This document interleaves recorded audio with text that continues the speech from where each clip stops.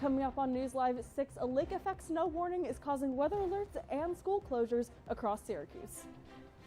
Plus, road salt shortages across central New York, the impact it's having on campus staff and students. And workers and labor unions gathered at City Hall to protest federal job cuts. News Live at 6 starts right now.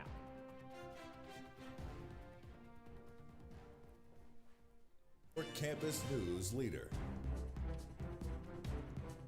Good evening and welcome into News Live at 6, special edition of News Live at 6 on this Tuesday. I'm Ronnie Parillo. And I'm Spencer Congel in for Alana Epstein. Thanks for joining us this evening. Spencer, it's cold. I mean, yes. There is no way of slicing it any other way. That's right. Yeah. I've needed my gloves all week. It's been so windy. It's been so freezing.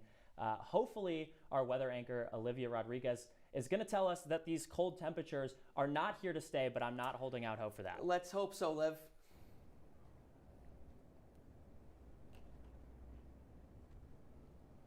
Hey there, Spencer and Ronnie. Now, I hate to be the bearer of bad news, but as anybody that's walked outside today can tell you, it is very cold. I am standing out here right now in 19-degree weather, but because of these 19-mile-per-hour winds, it's feeling a lot more like 2 degrees right now. So, as you can see, I got my gloves, I got my scarf. It's really not feeling like enough. My poor faux dog Tyler and I are out here absolutely braving the elements. But tonight, it is going to be a bit of a dip into 16 degrees. Again, this high pressure wind is going to make it feel like 0 degrees. We're moving into these single digits over the next couple of days and into tonight. Now, as you know, we are in a lake effect snow warning. So we're going to see about 5 to 10 more inches of this powdery white stuff over tonight. And this lake effect snow warning is going to end about tomorrow. But I'll have more on the weather across the region and what you can expect in your 5-day forecast coming up. Guys, back to you. Olivia, try and stay warm out there. Thank you. This extreme weather has counties cracking down. Oswego County declared a state of emergency earlier today due to whiteout conditions. Oswego and Oneida counties are also under a travel advisory until further notice because of the wintry conditions. Madison County extended their travel advisory until 8 tomorrow morning. All right, taking a look outside at traffic right now. Here's a look at I-81 in downtown Syracuse. As you can see, well, maybe you'll see it in a minute. Traffic really not too snarled up down there.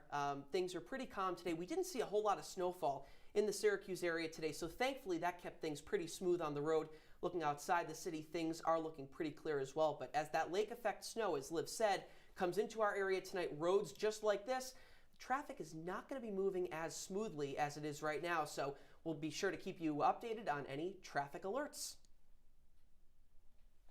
And Governor Hochul is making an effort to increase road salt deliveries to hopefully make those travel conditions a little bit better. It comes as many areas in New York State are facing salt shortages. This all happening during a state of emergency due to the heavy snowfall. Our reporter Teaghan Brostrom takes a deeper look at how these shortages are affecting central New York and what Syracuse University is doing to keep people safe.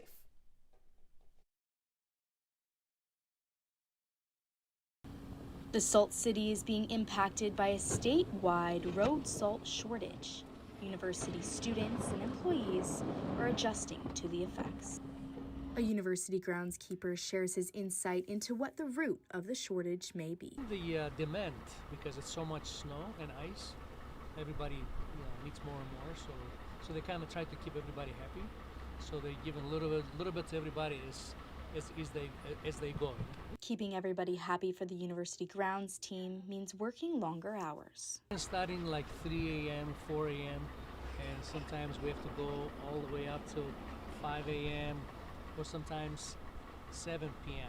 Despite the long hours, students have been feeling the effect of the salt shortage, and for some, it's impacting their everyday actions. It's been bad. I feel like the main roads for the most part have been pretty salted, but a lot of the sidewalks haven't been. My friend slipped and hit her head, and it's just been bad. Many students are looking to SU for a change. University has one salt barn for both Main and South Campus, and they're doing what they can with what they have. For CitrusTV News, this is Teaghan Brostrom. All right, Teaghan, thanks. Moving downstate now, New York City Mayor Eric Adams in hot water tonight following the resignations of half of his top deputies. The resignations include Mayor Adams' first deputy mayor and 3 others. The former deputies pointed towards the alleged quid pro quo between Adams and the Department of Justice as a reason for their resignations. Now, in a joint statement, they said, quote, "Due to the extraordinary events of the last few weeks, we have come to the difficult decision to step down from our roles." Adams confirmed their resignations in a statement yesterday, saying he, quote, "understands their decision." Now, Governor Kathy Hochul is meeting with leaders in the city to weigh if Adams should stay in office.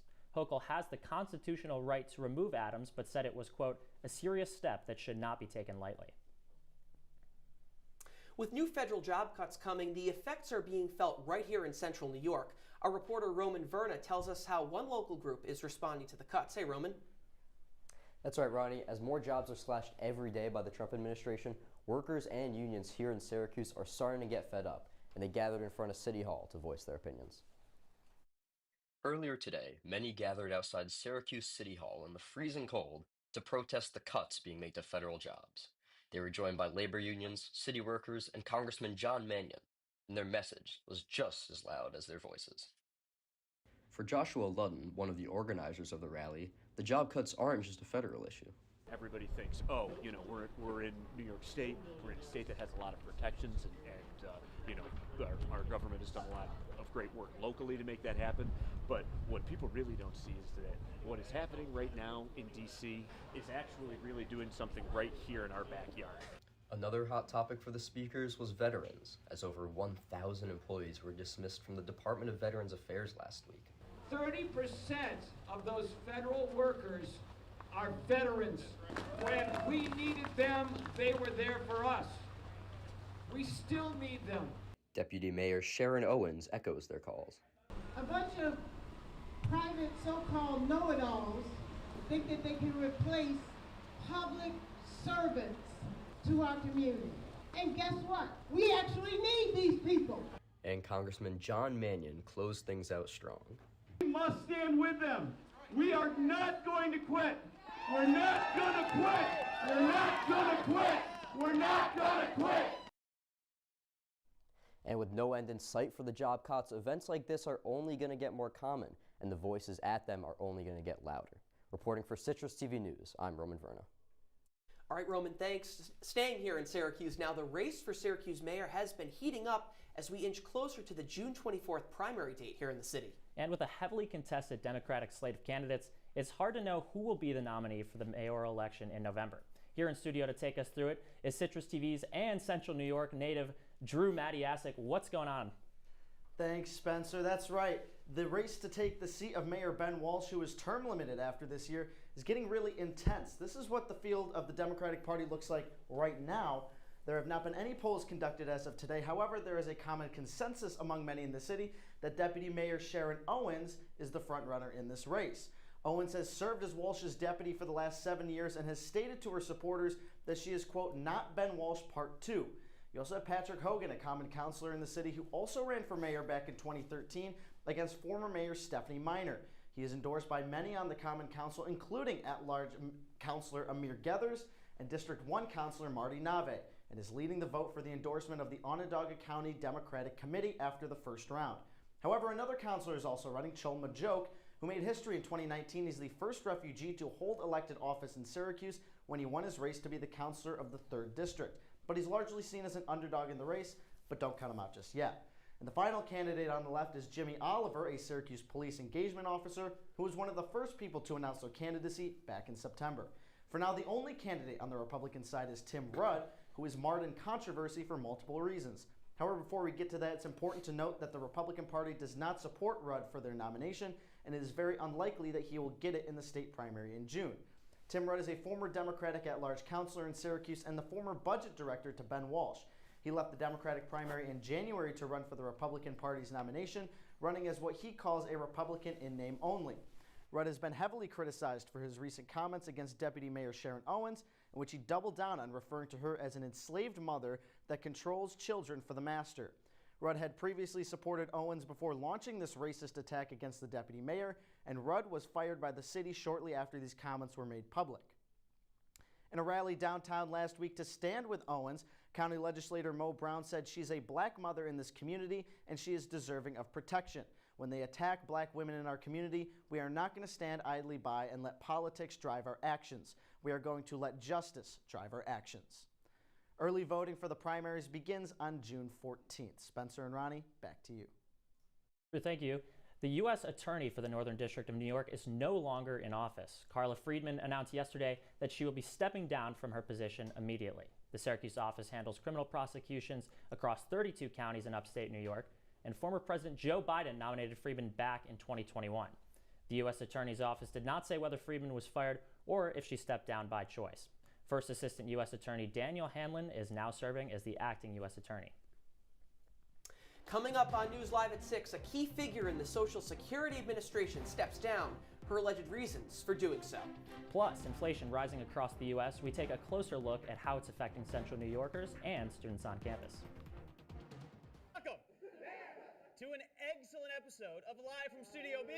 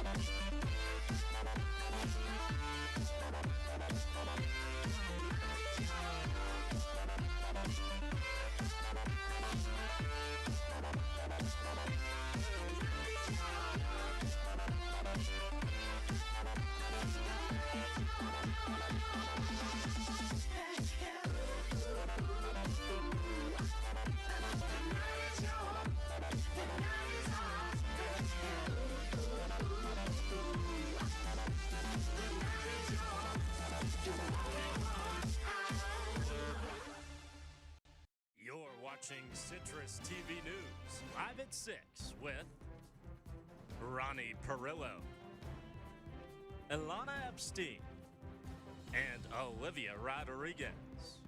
And now, your campus news leader continues. Alana, you got so much taller. As the war in Ukraine continues, Secretary of State Marco Rubio says the U.S. and Russia have started diplomatic talks. Representatives from the two sides met yesterday to discuss improving the overall relationship. Topics included restoring staffing at the respective embassies, economic cooperation, and creating a team to support peace talks between Russia and Ukraine. Despite the conflict being a focal point of the conversation, Ukraine did not have any representatives at the meeting. Leading staff in Washington continues to change. The acting commissioner of the Social Security Administration is stepping down from her role. Michelle King announced her departure over the weekend. Sources close to the matter say the Department of Government Efficiency's requests for private taxpayer information are what led to King's exit. The former commissioner served the agency for more than 30 years and has been replaced by Leland Dudek. Now, you may be feeling the rise in prices due to recent inflation over the past few years at this point. President Trump has been trying to combat this issue, but the result of recent tariffs is yet to be seen. Our reporter Alexa Korrie is here in studio to tell us more about how inflation is affecting prices nationwide and here on campus. Alexa? Thanks, Ronnie and Spencer. As inflation rises across the nation, prices for everyday essentials like eggs, gas, and groceries are hitting consumers hard. And here in Syracuse, it's nothing different. Inflation rose to 3% in January. Grocery prices climbed nearly 1% over the last month. And if you've been looking to buy eggs, you're in for a surprise. Egg prices are up over 50% than they were last year. As of January, a dozen eggs averaged $4.95. Now, the cheapest batch is about $5. The Labor Department said this marks the biggest monthly increase in nearly a decade. I've noticed over the past couple of years that going to the grocery store, what used to seems to be what used to cost $40 is now $60. President Donald Trump made tackling inflation a centerpiece of his election campaign. Tom Barkley, a director in finance and professor at the Whitman School of Management, touches on the logic behind Trump's tariffs. Imposing tariffs on other countries, it makes it more expensive for those goods from other countries to come into the U.S., which gives a little bit of an advantage to U.S. producers. The downside is that it means that prices go up. Annika Kotha, a student at Syracuse, talks about the struggle of being a college student with inflation increasing. I definitely have to budget a lot more and figure out when I want to go out with my friends or when I want to buy grocery food and stuff like that, so it's definitely a lot of budgeting. Inflation also affects wages, right? And so if wages don't keep up with inflation, then that's what makes us feel the pain a lot more. The raises that I would get at my hostess job were so small that it couldn't ever cover like the cost of gas that I was spending to drive 25 minutes to my job. It wasn't even worth it. What you just heard is known as the wage price spiral. Even with minimum wage rising, inflation is increasing at a greater rate, causing many Americans to feel the pinch. With inflation showing no signs of slowing down, people in Syracuse and across the country are left wondering what the future holds. Reporting in studio, I'm Alexa Korrie. Ronnie and Spencer, back to you. Alexa, thanks so much. Hamas will be releasing 6 living Israeli hostages and the bodies of 4 others this week. In exchange, Israel is allowing mobile homes and construction equipment into the Gaza Strip. The goal here is to provide shelter for those who lost their homes during the Israeli airstrikes back in 2023. The 6 being released this week are the last living hostages to be freed under the ceasefire's first phase. Both sides have yet to negotiate the second phase, in which Hamas says they'd release dozens more hostages in exchange for a lasting ceasefire and an Israeli withdrawal. And coming up, I'll have your weather across the region as well as your 5-day forecast. Stay with us.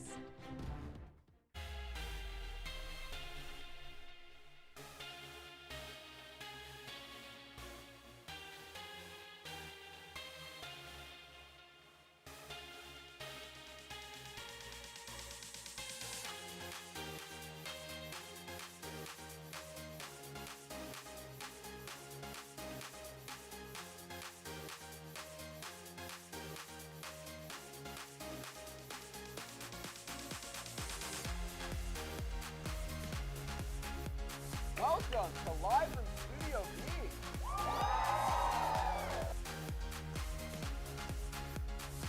Welcome to another episode of Culturally and Technically Legal. Previously on Survivor.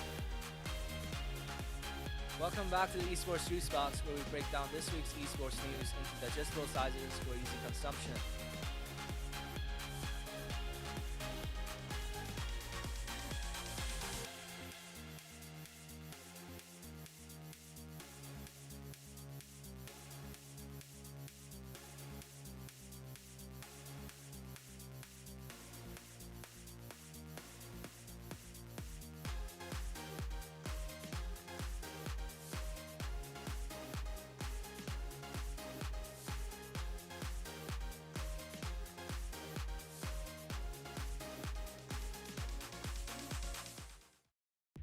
From the CitrusTV Weather Center, this is SU's most accurate weather forecast. Welcome back into News Live at 6. Now, looking across the region, this lake snow effect is affecting not just Syracuse, but all across the region. Everyone has dipped down from the 20s back into the teens, and we're looking at some pretty low weather across the region. We're looking at the 1917 high teen era in Fulton, Syracuse, and in Elmira, but it's going to dip down to around the low teens in Ithaca, Binghamton, Cortland, Rochester. Well, safe to say that everyone is experiencing these cold winter temperatures together, and we're all kind of suffering in the snow together. But looking across to your 5-day forecast, we're looking at more of the same. We are going to see a bump up into the 20s, luckily. We're going to see low 20s throughout the rest of the week on Wednesday, Thursday, and Friday, but it is going to come at the price of some snow. We're going to see snow in the morning and in the evening on Wednesday and Thursday, but we are going to see a bump up to the 30s this weekend, which unfortunately is very lucky. It feels like summer anytime we're out of the 20s up here in Syracuse. It's going to get cloudy for the rest of the week with lows in the mid-20s. So that's something that we can look forward to is this weekend. And this is the photo that I took outside today, which unfortunately, yes, it was very snowy, very icy. It was very hard coming down those mountain steps earlier today. But you know what? We're going to survive. We're going to make it through. And, you know, that's the mantra I'm going to hold on with basketball as well. What do we got coming up with sports? Well, Olivia, the weather outside is frightful, and this Syracuse men's basketball team ain't too delightful. But did the Orange have anywhere up to go? I'll tell you next on sports. Welcome to my house. Lately, not my happy place. Everybody's pretty tired of each other. The parents were not themselves. My little brothers were morphing into small creatures. The walls were closing in. Clearly a case of too much family, too close, 24/7. And there's a lot of that going around right now. If this sounds like your house, try going someplace new. YourLifeYourVoice.org. You'll find lots of ideas to help you handle the family stresses of being confined to close quarters. YourLifeYourVoice.org. It might not get you out of the house, but it could help you find a little more breathing room.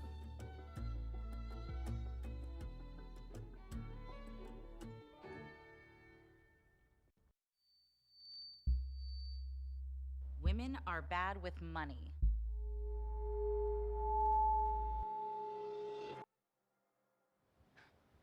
That's what the world's been saying for centuries.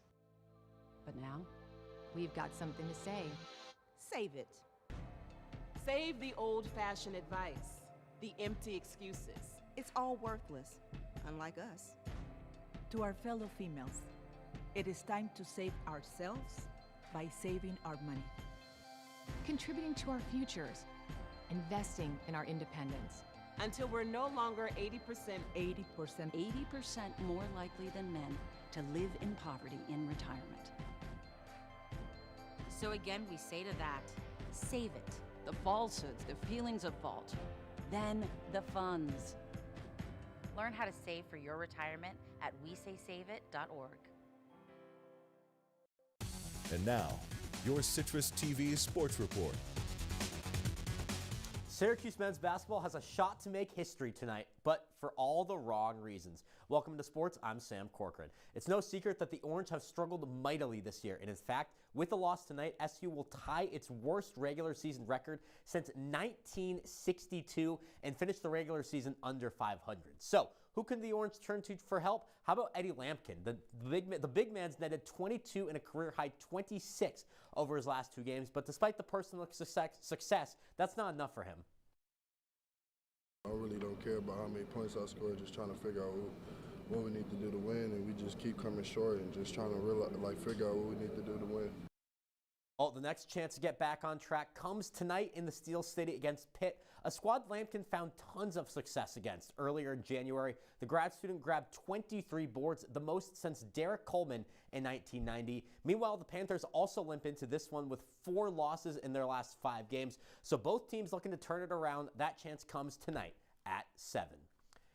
Let's turn to a team trying to make history for all the right reasons. Syracuse women's lacrosse. The Orange sit in familiar territory, ranked in the top 5, undefeated in February, and all eyes set on its first national championship. But before we get too ahead of ourselves, the Orange had a Tuesday matinee with Cornell that just went final in the last 15 minutes. The Orange took down the Big Red 18-10.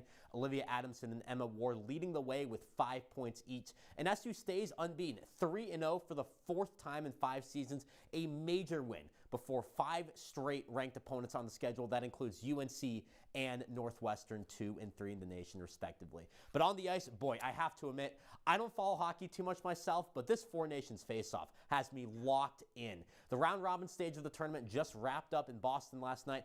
First, it was Canada and Finland, with both squads eyeing a spot in the final. So let's head down to TD Garden in Massachusetts early on in the first period. Connor McDavid with the ball, the best player in the hockey, Connor McJesus. Yeah, he's going to put that away. 1-0 Canada early on. Later on in the first period, McDavid skating down the court, looking for a breakaway 3-on-2 opportunity, passes to Sanheim, and Braden Point puts it in. Canada up 3-0. Finland kept it close, though, keeping it 4-3. They go empty net in the third period, and it backfires. Sidney Crosby puts this one away from Canada to punch its ticket to the final. But U.S. and Sweden, they also had a game. Sweden could not get to the final with Canada's win. U.S. already in, nothing to play for. But how about this? 35 seconds into the game, Kreider scores a goal, puts U.S. up 1-0, but that would be all the American magic we'd see in Boston. Gustav Nyquist gets a pass, tips it in, puts Sweden up, or ties Sweden with the U.S. 1-1 in the first, and then late in the first. Yeah, all the action in the first period, it's Jesper Bratt scoring the winner for Sweden. A 2-1 victory for the Swedes, but not enough to punch a ticket to the final. Instead, it's one of the biggest rivalries in all of sports. USA and Canada go head-to-head on Thursday in the round-robin stages. The Americans took down the Canadians 3-1 in Montreal. And more good news for the U.S., round 2 taking place in Boston, Ronnie and Spencer. Exciting stuff. Hockey is always, it's a fun game to watch, but going back to the hardwood, what do you think the problem is with SU basketball this year? I mean, they're really... It's a big problem. They're down there. I think it's a lot of stuff. Leadership, coaching has been poor. That's what no I've one's heard. stepping up. I mean, it's a fairly young group of guys as well. Yeah. But the leaders need to step it up a little bit. The transfer portal success was pretty miserable this year. Lampkin's been doing well, but just underachieving overall. Hasn't been great. How about this hockey game, U.S. versus boy. Canada? I've seen so much online. How fun are these games to watch? I mean, if you watch the first game, I don't know if you guys watched the first game, 3 fights in the first 10 seconds of the game. These teams hate each other. I mean, you got Canadians booing the national anthem of the U.S. Politics definitely play a role in that, but nonetheless, these are fun games to watch. If you're not a hockey fan, I wouldn't say I'm the biggest hockey fan, but must-watch games for any sports fan. Well, at least they didn't throw any maple syrup at us. When we come back, one more look at your wake-up weather.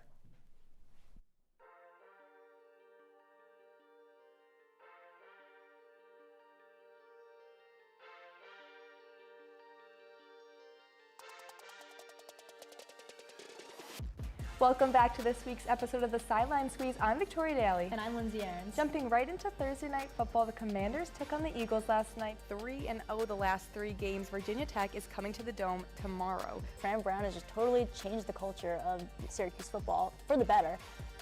September 14th at the T-Mobile Arena in Las Vegas, we have a big fight card. Mikey, it's Canelo Alvarez versus Edgar Berlanga. The Eagles completely clicked on all cylinders in this second half. Let's go to the finals predictions. What are you thinking? I'm going Liberty and Sun, and I'm going Liberty taking it home this year. On Bones Jones really kept his heavyweight here. I mean, a pure dominant TKO. With November comes playoff time for women's soccer. That means the ACC tournament is in full swing, and the NWSL playoffs are not too far behind. She's dominant in the paint. She scores in the paint. We know that she's aggressive. She littles everybody. But what does the perimeter look like? It was a solid season for the Orange. I mean, like you said, 13-7 on the season, 4-4 in conference play. You got Cameron Breen, you got Rakia Jackson. You just need somebody at that guard spot that's a little thin in that area.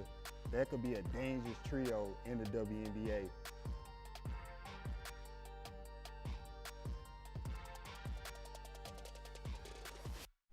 Welcome back into your wake-up weather. Now, looking ahead to tomorrow morning, we're going to start in those early teens at about 14 degrees, pretty cold. Make sure to remember that lake snow effect warning ends tomorrow morning. So we're going to see a little bit of AM snow shower, so look out for that. We're going to peak at 3 p.m. at 20 degrees, which is, yes, very cold. So make sure you pack your scarves, your hats, your gloves. Make sure you're a lot warmer than I was when I was out there. And then we're going to end the day at about 12 degrees. So we're not looking much warmer for the rest of this week. But I am really excited to try what you guys have got set up for me here. I know it's not warm, but it's... All right, we're going to drink on air. No, it's not what you're thinking. Get your head out of the gutter.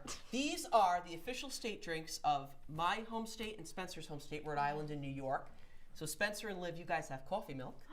Right? Yes, that's right. I'm so excited. I have to say I have had some coffee milk myself at home. Yeah. But you guys over here have some Central New York chocolate milk. Anyone who's been to the State Fair knows this stuff is to die for. Delicious stuff. So now we're all going to toast. That's right. Yeah. Cheers. Tuesday news. Listen to that Oh, natural yeah, sound. there we go. Yeah. Oh, this is delicious. Oh my gosh. Creamy and delicious, like a pillow. No I one don't makes eat a pillows. coffee It's milk so good. like you, Ronnie. Oh, thanks, Corrie. I introduced him when he came to Rhode Island. That was a grand week. Yeah, what do you think? I think Good? this is so good. Are you guys sure this isn't the chocolate milk? This is delicious. See, it's a very unique flavor. Yes. No, I gotta say that I'm a barista back home. This gets top notch. Like, this is very good, guys. There we go. Maybe a new recipe for the menu, right? Right? Okay, you know what? I might have to add this. That is Citrus TV News live at 6 for this Tuesday. Don't forget you can follow us on X and Instagram at Citrus TV News. Now, for the entire Citrus TV News team, I'm Spencer Congel. And I'm Ronnie Parillo. Have a great night, Central New York. Cheers.